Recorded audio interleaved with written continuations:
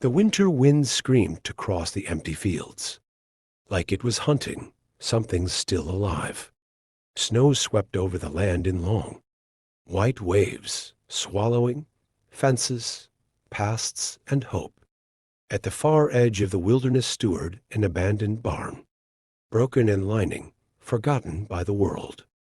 Inside that barn, hidden beneath rotting boards and frozen hay, a woman lay curled into herself, so thin and weak she barely looked human anymore. Valora Finch was starving. Her lips were cracked and bleeding. Her hands shook so badly she could not keep them still. Deep inside her stomach, a burning pain twisted and clawed, sharp enough to steal her breath.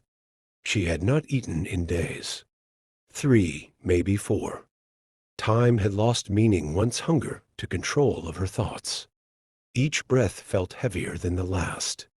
Snow slipped through the broken walls of the barn and struck her skin like tiny knives. She pulled her torn coat tight around her body, but it did nothing. The cold had already settled deep inside her bones. It felt like it would never leave. Once Valora had been strong. Once people came from miles away to ask for her help. Now even the mice avoided her. She dragged herself across the hay toward a small, cracked window. With trembling fingers, she wiped the frost away and looked outside. Not far from the barn stood a farmhouse, dark and silent. No smoke rose from the chimney. No light shone from the windows. No sign of life remained. Just weeks earlier, that house had been full of food. Flour sacks stacked high, dried meat hanging from hooks, jars of vegetables lined neatly on shelves. All of it was gone now, taken, by the same people who once thanked her with smiles and prayers. Valora remembered their faces clearly. Neighbors she had known her whole life. Men whose wounds she had cleaned and stitched. Women whose babies she had helped to bring into the world. They had STD outside her door, fear-twisting their familiar FS into something cruel and uncognizable. Theoun Pastor had pointed at the red birthmark on her collarbone, and Caladit Thedvilson. When sickness took 3 children that winter, they needed someone to blame. Valora had been an easy choice. When her husband Samuel tried to protect her, they beat him until he could barely stand. They dragged them both into the town square while snow fell around them. The crowd had watched in silence as the pastor gave them a choice that was no choice at all. Leave town forever or burn. That same night, Valora and Samuel fled into the winter with nothing but the clothes they wore. They walked until their feet bled and their lungs burned. They never made it far enough. Samuel did not survive the journey. The cold, the hunger, and the beating proved too much for him. He died in this very barn, his breath growing weaker as Valora held his hand and begged him to stay. When he was going, she buried him as best she could in the frozen ground nearby. With shaking fingers, she carved his name into a wooden cross. Every day since then, she scratched another mark into the barn wall, counting how many days she stayed alive without him. 32 marks stared back at her now. Valora sank to her knees in the hay and clutched the silver pendant round her neck. Her grandmother had given it to her long ago. It was the only thing she had managed to hide when the mob came. She had told herself she would trade it for food as she reached the next town. But the town was too far away. In her condition, she would collapse long before she ever arrived. The wind howled louder outside, like a wounded animal crying in pain. Her stomach answered with its own sharp cry, for the first time since Samuel died. Tears burned in her eyes. Maybe death would be kinder than this slow waiting. Suddenly, the barn door slammed open. Cold air rushed inside. along with snows and darkness. Valora scrambled backward, her heart pounding so hard it hurt. A massive shadow filled the doorway. She feared the mob had returned, ready to finish what they started. But it was not the mob. It was a stranger. He stood tall and broad, carrying an axe over one shoulder. Snows clung to his heavy coat. His presence filled the barn, like a wall of muscle in shadow. "Who's there?" A deep voice demanded. The voice was rough and strong, like wood splitting under force. "This is private land." Valora pressed herself against the wall, her throat tight with fear. She barely had the strength to speak. "Please," she whispered. "I have nowhere else to go." The stranger stepped inside and shut the door against the storm. As her eyes adjusted, she saw him clearly. He had a thick, dark beard and arms built from years of hard labor. His eyes moved over the barn, then stopped on her frail shape. "You're from Belwick," he said. The name made her flinch. "Not any more," she replied weakly. His gaze dropped to her hollow cheeks and shaking hands. Something shifted in his expression. He set the axe down gently and reached into his coat. He opened it. The smell hid her like a dream. Bread, warm bread, and cheese. "When did you last eat?" he asked. She could not remember. "It doesn't matter," she said. "It does to me," he replied. "Eat." Her hands trembled as she took the food, forcing herself not to devour it like an animal. Each bite felt painful and wonderful at the same time. "Why are you helping me?" she asked between bites. "I'm not looking for payment," he said. "Just eat." Tears streamed down her face as she finished the bread. When she looked up, he was watching her quietly, standing in a way that blocked the worst of the cold. "My mother was burned as a witch when I was 10, he said softly.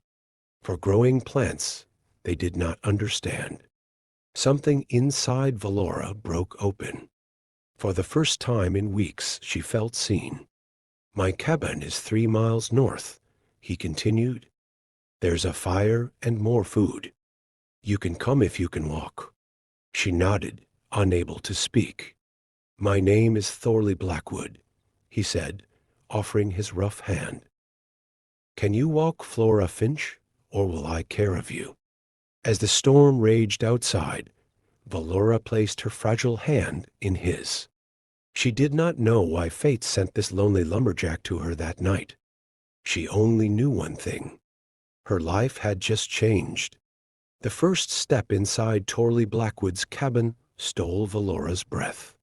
Not because it was grand, but because it was warm. Real warmth wrapped around her body and sank into her skin like something she had forgotten existed. The fire in the stone hearth burned steady and strong, its orange light dancing across rough wooden walls. The smell of pine smoke and simmering brought filled the small space and made her knees weaken. "Sit," Thorly said, pointing to a sheer near the fire. Valora lowered herself slowly, her legs shaking as feeling returned in sharp waves of pain. The stung, but she welcomed it. Only now did she understand how close she had come to dying. Life was slowly creeping back into her body, and it hurt, but it was a geigen to pain. Thorly moved around the cabin with quiet purpose. He poured steaming broth into a wooden bowl and set it in front of her with another piece of bread. "Slow," he warned. "Your stomach won't forgive you if you rush." She obeyed, taking careful sips. The broth was simple, but it felt richer than any meal she had ever known. "Why help me?" she asked softly. Thorly sat across from her, the firelight turning his dark beard a warm copper color. For a long moment he said nothing. "Because no one helped us," he finally replied. "When they came for my mother," Valora lowered her spoon. "You said they burned her," He nodded. They called her a witch when the mayor's son died of a fever. She used healing. Plans, that was enough. And your father? Valora asked. Thorly's jaw tightened. He couldn't live with it. It took his own life months later. I was sent away. Grew up cutting timber. I'm sorry, Valora. It wasn't your doing, Thorly replied. Then he looked at her and added, just like what happened in Belwick. It wasn't yours. Something loosed her chest at those words. She had not realized how much she needed to hear them. You can stay here tonight, Thorly said, adding another log to the fire.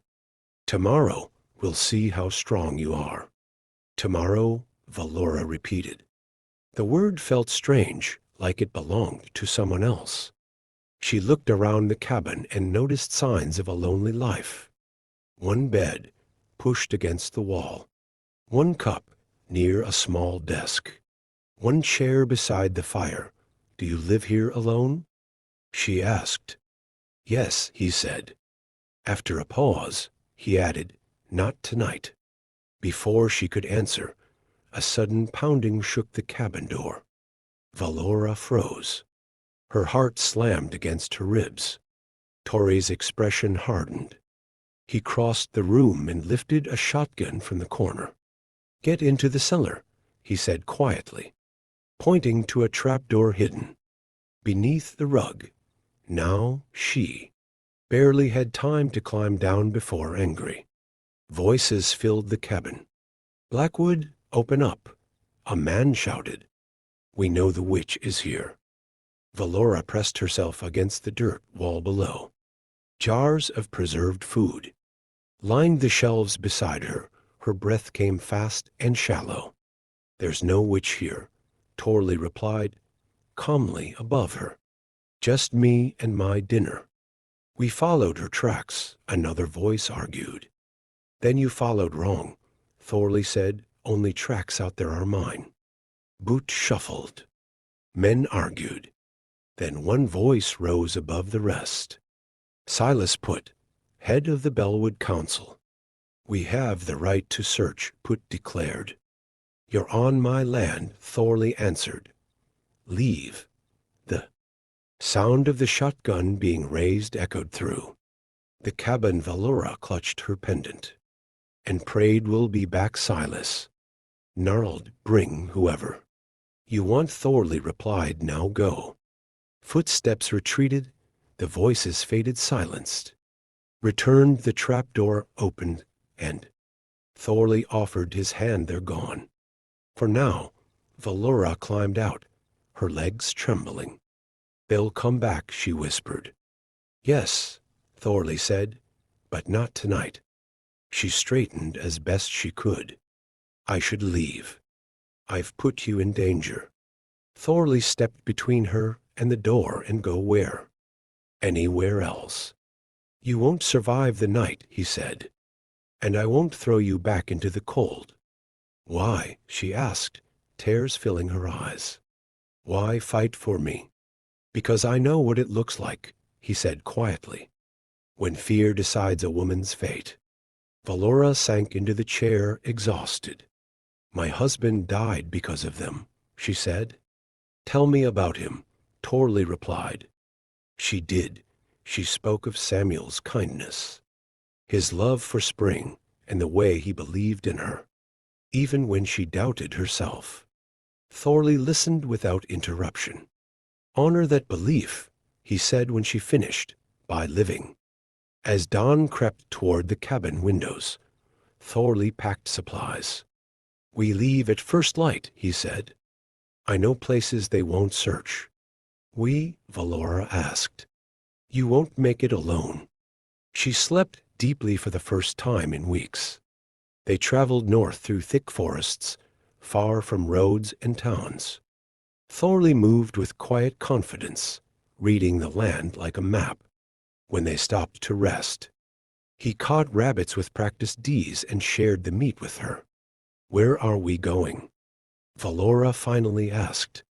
To my mother's people, Thorly replied. My grandmother still lives. Will they accept me? She asked. Thorly met her eyes. If my grandmother does, they all will. That night, as the forest fell silent, figures emerged from the darkness. Men with weapons stepped forward, watching carefully. Hunters? Thorly said, speaking to them in a language Valora did not understand. After a tense exchange, the men lowered their weapons. They'll take us to camp, Thorly said. The Eldars will decide. The camp lay hidden in a sheltered valley, protected from the worst of the wind. Fires glowed inside bark-covered lodges. The air smelled of smoke, pine, and cooked meat. Valora felt many eyes on her, but they were not filled with hatred. An elderly woman with silver braids stepped forward. Her back was straight, her gaze sharp. She studied Valora as if weighing Hero. Thorly lowered his head. Grandma, the old woman touched his face, then turned to Valora and spoke softly. Thorly listened, then translated. She asks, what burden you carry? Valora swallowed. Tell her I was called a witch because I tried to heal. Tell her I lost my home, my husband, and nearly my life because of fear. The woman listened. Then she laughed, not cruelly, but warmly. She spoke again. Thorly smiled. She says, only foolish people fear healers. You may stay that night. Valora slept in warmth among strangers who did not hate her. For the first time since Samuel's death. Her dreams were not filled with snows and hunger. But peace did not last. 2 days later, Thorly returned from hunting with a grim look. Men from Belwick are gathering, he said. They blame you for sickness in their livestock. Valora's hands tightened around her medicine pouch. The water, she said. It was poisoned before I saw the science. They're coming here, Thorly said. With ropes. Fear rose in her chest, but it did not control her. Then I need to face them, she said. Thorly stared at her. They won't listen. They will if children are at risk, she replied. And I can prove it. As torches appeared at the edge of the forest, Valora stood taller than she ever had before. Winter had tried to kill her. Fire had tried to erase her, but she was not finished yet. The rain began to fall as the mob reached the edge of the forest. Torches hissed and sputtered as water soaked the burning cloth. But the men pressed forward anyway. Anger pushed them harder than the storm ever could. Ropes hung from their shoulders. Fire sat in their eyes. Thorly stood firm at the front of the clearing, his shotgun lowered but ready. The people of the camp gathered behind him, silent and watchful. Valora stepped forward beside him, her shoulders straight, her hands steady. I will speak, she said loudly. Shouts answered her. Accusations flew like stones. Silas Poit pushed his way to the front, his face red with rage. You've cursed our town, he shouted. Oh, your cattle are dying. Oh, your children are sick again. No, Valora said calmly. Her voice carried, despite the rain. Your water has been poisoned. Laughter broke out among the men, sharp and mocking.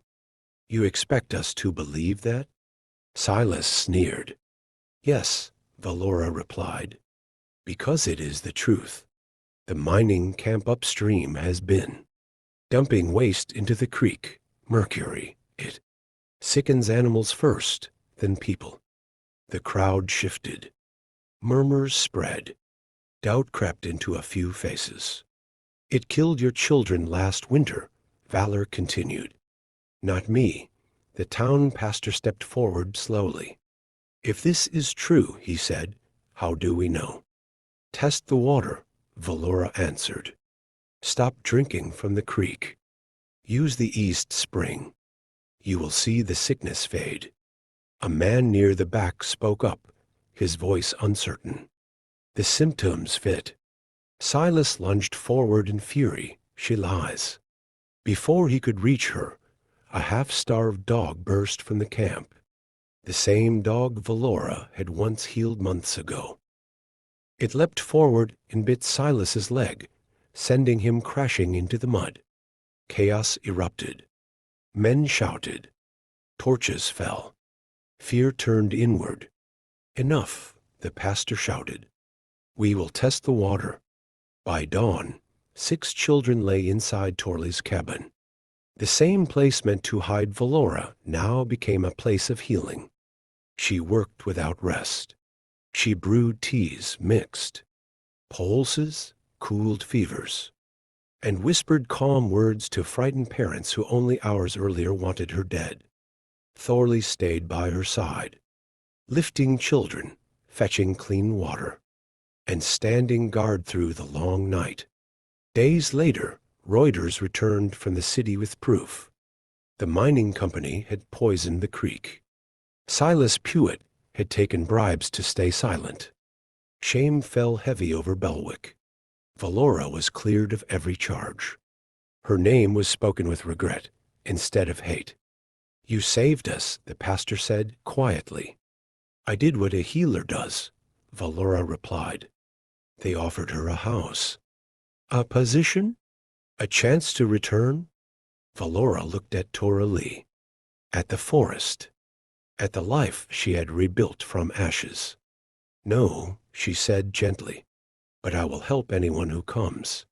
And she did. Seasons passed. A healing house rose beside Thorly's cabin, built by his hands and filled with Valora's knowledge. People came from many towns. Some whispered. Most thanked her. All left healed or comforted. One spring evening, as the sun dipped low, Thorly took Valora's hand. When I found you, he said, you were dying. She smiled softly. I lived because you stood between me and the cold. He shook his head. You lived because you chose to. They married beneath the open sky, surrounded by people who once feared her and now trusted her. Valora Finch became Valora Blackwood, not by losing herself, but by finding where she truly belonged. They had abandoned her to starve during winter, but she survived, and she became something stronger than fear.